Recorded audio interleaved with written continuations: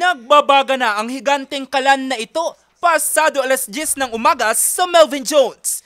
Dito nakatakdang iluto ang kauna-unahang higanteng paella sa buong Cordillera. Tinawag nila itong paella a la Cordillera. Higit sa 20 mga naglalakihang pangalan sa culinary industry ang nagtulong-tulong upang iluto ang espesyal na putahe sa pagdiriwang ng Farmers and Fisherfolks Month. Head chef dito si Chef Waya. Yung pagluluto ng ganito na para sa maraming tao is something that's very close to our culture. Nanganda na ang kalan, isinagawa ang seremonyal na paglalagay ng olive oil sa giant paellera na may diameter na 3 metro na pinangunahan ng ilang opisyal at mga chef. Pagkatapos nito, sumalang na sa pagluluto ang 20 chef kasamang HRM student gaya ni Arian. Proud naman po ako kasi new experience rin po to as a culinary student.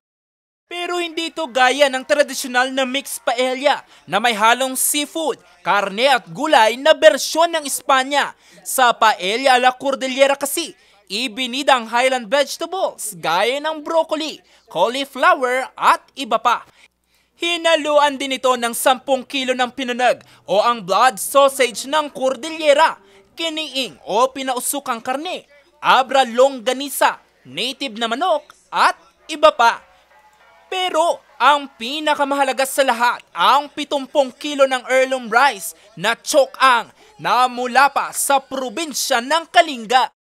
This is again for sa ekonomiya sa amin, nakakatulong sa farmers namin. And with this, pag ang daming pumupunta sa amin, pag na-develop yung ekonomiya, it goes na pati yung tourism, gumaganda din. This is one of the first time na natin, ako nakita na yung heirloom rice natin, pinopromote ko ngayon na para at least gagawing paella. Kasi po yung heirloom rice talaga yan ang isang industriya na pwede natin tulungan at i-improve pa din, papa-improve natin po.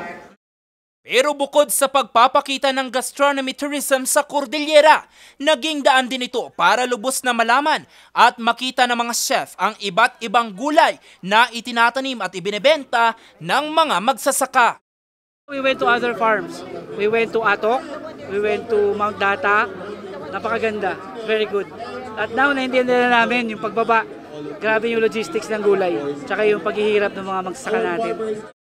Yung way para magbago yung pananaw nila kung paano makakuha ng produkto, 'di ba? Kasi pag bumili ka sa Balintawak, for every 100 pesos you spend in Balintawak, only 10 pesos goes to the farmer.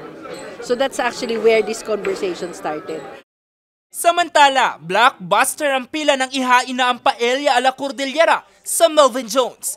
Higit sa 1,000 ang naging target na makakain ng naturang putahe.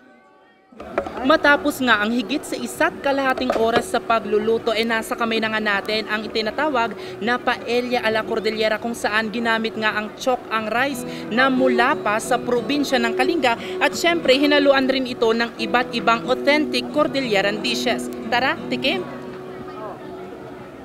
Gawis at saka naimas na ito linuton ti chef dito Bagyo. Very good niya, dapay silina. Actually, first time ko siyang na-try, yung heirloom rice. Mas malasa at mas mabigat. Ang pagluluto ng paella a la Cordillera ay parte ng pagdiriwang ng Farmers and Fisherfolks Month na nilagdaan taong 1989 sa bisa ng Proclamation No. 393, Series of 1989. Jose Robert Vitor para sa Luzon Headlines.